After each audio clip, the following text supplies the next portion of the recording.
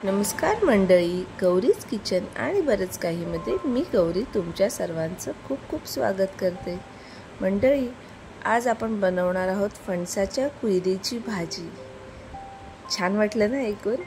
ही ना आपल्याला उन्हाळ्यातच खायला मिळते आणि स्पेशली गावाकडची जी चव असते ना, चुलीवरची फणसाची भाजी, वाव, खूपच सुंदर लागते चवीला। आणि ही तुम्ही पद्धत करून बघा। आमच्या कोकणी पद्धत आहे, मालवणी स्टाईलने मी दाखवते तुम्हाला कशी बनवायची। आणि व्हिडिओ शेवटपर्यंत बघा आणि ही रेसिपी नक्की तुम्ही ट्राय करून बघा। सर्वात प्रथम आपण जी कुयरी घेतली ना, तिला एका कागदावर ठेवायचं, म्हणजे एक न्यूजपेपर घ्या किंवा काही घ्या, खाली कपडा घेतलात तरी चालेल। आणि त्यानंतर जी सुरी किंवा कोयती तुम्ही जे काही घेणार आहात त्याला तेल लावून घ्या। हाताला पण तुमच्या तेल लावून घ्या, कारण कुयरी जी कच्ची कुयरी असते त्याच्यामध्ये खूप सारा डिंक असतो, जो डिंक आपल्याला हाताला लागू शकतो, चिकटपणा वाटतो। त्यामुळे हा डिंक म्हणजे त्रासदायक होऊ नये म्हणून आपण हाताला आणि सुरीला तेल लावून घ्यायचं आहे। तर ही कुयरी आपण कापली आहे ना, त्यानंतर त्यातला बघा डिंक हा असा भरपूर बाहेर आलेला आहे, तो असा कागदाने असा न्यूजपेपरने आपण पुसून घ्यायचा। तर तुम्हाला सोपी पद्धत दाखवते की कटिंग कशी करायची। काहींना जमत नाही, खूप त्रासदायक वाटतं, तर हे अशा गोलगोल चकत्या काढून घ्या तुम्ही। खूप सोपी पद्धत आहे। अशा गोलगोल चकत्या केल्या ना की पटापट कुयरी साफही होते आणि एकदम आपल्याला हवी तशीच मिळते, त्रासही होत नाही। आणि त्याच्या जे साईडचे जे कडा आहेत त्या आपण अशा काढून घेणार आहोत।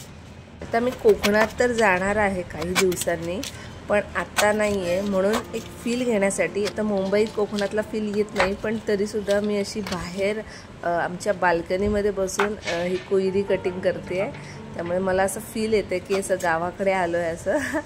आणि आता सांगायचं म्हटलं, हे बघा, हे असे आपण तुकडे करून घेतले ना, हे पाण्यात घालायचे, नाहीतर फणस जो असतो तो काळा पडतो, कुयरी पूर्ण काळी होऊन जाते। त्यामुळे आपण हे पाण्यातच घालायचं लगेच कापल्या ठीक आहे। आणि हे असं मी आता पूर्ण सगळं कापून घेते व्यवस्थित।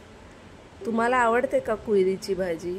मला प्रचंड आवडते। मला फणसाच्या गऱ्यांची भाजी पण आवडते।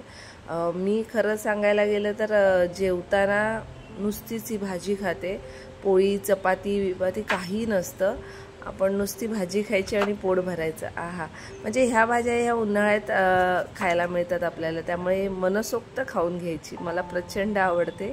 आता हे तुम्हाला सांगते मी, हा जो सुरी आहे आपली, त्याला जो डिंक लागला आहे तो कसा काढायचा। तर काय करा, गरम म्हणजे गॅसवर किंवा चुलीवर तुम्ही अशी तापवा ती सुरी, आणि थोडा वेळ तापवून त्याचा कागदाने असं पुसून काढा, एकदम अलगद सहज डिंक निघतो, अजिबात घासायची वेळ येत नाही आपल्यावर। त्यामुळे ही पद्धत करून बघा। आता ही छान अशी मी कुयरी धुवून घेते आहे व्यवस्थित। धुतल्यावर 2-3 वेळा आपण असं धुवून घेऊया छान, त्याच्यात जो काही डिंक असतो बारीक सारी ते सगळं निघून जातं। आता त्यानंतर आपण कुकरला आपण शिजवून घेणार आहोत। तुम्ही असं शिजवलं तरी चालण्यासारखं आहे। कुकरमध्ये एक तुम्हाला सांगते की खूप सोपं जातं। मीठ घातलं आहे, थोडं पाणी घातलं आहे आणि थोडंसं आपण तेल घालणार आहोत, 1 चमचा तेल घालायचं आहे।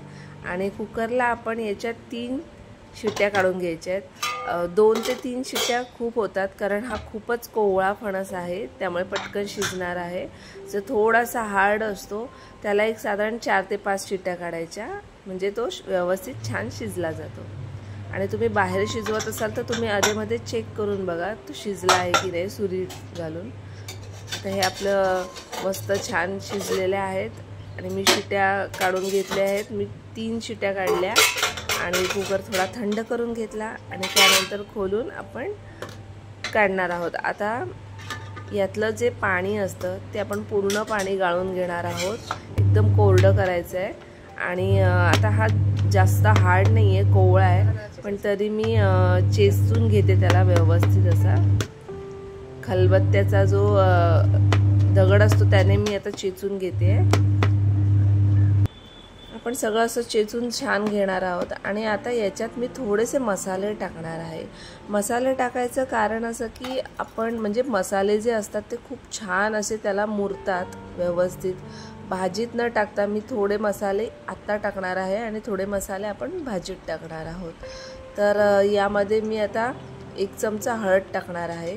माझा जो मिसळचा जो चमचा आहे तो खूप छोटा आहे, त्यामुळे मी इथे 2-2 चमचे घेतलेत, पण तुम्ही साध्या चमच्यामध्ये 1-1 चमचा प्रमाण घ्या। 1 चमचा हळद आणि 1 चमचा लाल तिखट, घरातलं जे असतं मी मालवणी आमचं लाल तिखट घेतलेलं आहे। त्यानंतर 1 चमचा धणे पावडर आणि 1 चमचा गरम मसाला, हे सर्व मिश्रण आपण असं टाकून छान असं मिक्स करून घेणार आहोत। भाजीला चांगलं चोळून घेणार आहोत म्हणजे सगळ्या बाजूने लागतं। आणि आपण थोडंसं मीठ टाकणार आहोत, कारण आपण जेव्हा भाजी उकडत होतो म्हणजे फणस जेव्हा आपण उकडायला ठेवला होता कुकरमध्ये त्यावेळेला आपण थोडंसं मीठ टाकलं होतं, त्यामुळे मिठाचं प्रमाण तुम्हाला थोडंसं बेतानेच टाकावं लागेल आणि व्यवस्थित असं सगळ्या बाजूने लावून घ्यायचं। ही ना अशी पण छान लागते भाजी, मी तर अधेमध्ये अशी पण खाते उचलून, मला आवडते। तर ही अशी पण सुंदर लागते, पण आपण थोडंसं फोडणी देऊया याला, म्हणजे भाजी म्हणूनही चपातीसोबत खाता येते आणि चवीला अजून छान लागते। तर हे बघा आपण छान मसाला सगळ्या बाजूने लावलेला आहे। आता ही फोडणीची तयारी आपण केलेली आहे, तर मी तुम्हाला फोडणी करून दाखवते की कशी करायची। 2 चमचे मी 2 ते 3 चमचे तेल घेतलेलं आहे।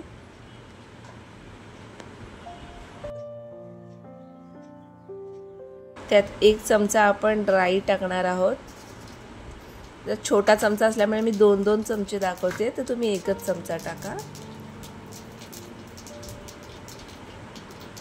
त्यानंतर कढीपत्त्याची एक 7-8 पानं घ्या, छोटी असतील तर एक 10-12 पानं घ्या। आणि मिरची मी 2 बारीक मिरच्या कापून टाकलेल्या आहेत आणि 7-8 लसूण पाकळ्या बारीक कापून टाकलेल्या आहेत। आता मिरची मी 2च घेतलेली आहे, कारण आपण ऑलरेडी त्यात मसाला टाकलेला आहे आणि पुन्हा फोडणीमध्ये मसाला टाकणार आहोत, त्यामुळे आपण थोडंसं कमी टाकणार आहे मिरची। थोडं चिमूटभर आपण हिंग घातलेला आहे। कांदा आपण भरपूर घालणार आहोत। 3 मोठे कांदे मी बारीक चिरून घेतलेले आहेत, असे चौकोनी बारीक बारीक तुकडे करून घेतलेले आहेत आणि ते आपण आता घालून चांगले परतवून घेणार आहोत तेलामध्ये। कांदा चांगला शिजू द्यायचा आणि कांदा शिजल्यानंतर आपण बाकीची मग पुढची प्रोसिजर करूया। आता कांदा छान शिजला आहे, पण त्यात मी 1 चमचा लाल तिखट परत एकदा टाकणार आहे। त्याचं कारण असं की म्हणजे कांदा जो असतो तो सफेद दिसतो फणसाच्या भाजीत, त्यामुळे त्याला थोडा कांद्यात आपण मसाला टाकल्यामुळे कलरही छान येतो आणि आपल्याला मसाला तितका लागणारच आहे, म्हणून मगाशी मी 1 चमचा टाकला आणि आता फोडणीमध्ये 1 चमचा मसाला टाकलेला आहे। आता हे सगळं झाल्यानंतर आपण फणसाची जी कुयरी आपण जी स्मॅश करून घेतलेली ती यात टाकणार आहोत।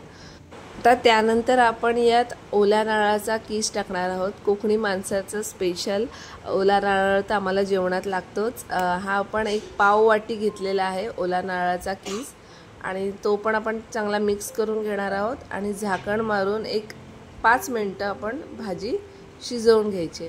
अधेमध्ये झाकण उचलून परतवत राहायचे, नाहीतर खाली भाजी कढईला लागू शकते। त्यामुळे ही आपली मस्त फणसाची आता भाजी तयार झालेली आहे।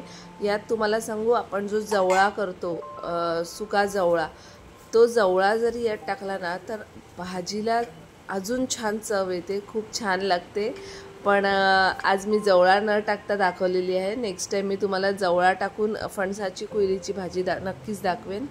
त्यात चांगली कोथिंबीर घालून घ्यायची आहे आणि मस्त गरमागरम भाकरी, तांदळाची भाकरी किंवा ज्वारी बाजरीची भाकरी यासोबत ती खायला घ्यायची आणि नुसतीच खाल्ली तरी खूप छान लागते, मजा येते।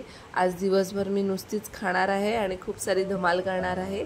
आता मी भाकरीसोबत खाते आणि नंतर म्हणजे दिवसभर मी हीच भाजी खाणार आहे आज। सो आजची तुम्हाला ही रेसिपी फणसाच्या कुयरीची भाजी कशी वाटली, कोकणी पद्धतीने दाखवली, तर कशी वाटली हे नक्की कमेंट्समध्ये सांगा। माझ्या चॅनेलला जर तुम्ही सबस्क्राईब केलं नसेल तर सगळ्यात आधी सबस्क्राईब करा, बेल आयकॉनवर क्लिक करा आणि ही रेसिपी आणि माझ्या चॅनलला असंच सगळ्या तुमच्या मंडळींमध्ये शेअर करा. पुन्हा भेटू नवीन एका रेसिपीसोबत. धन्यवाद मंडळी.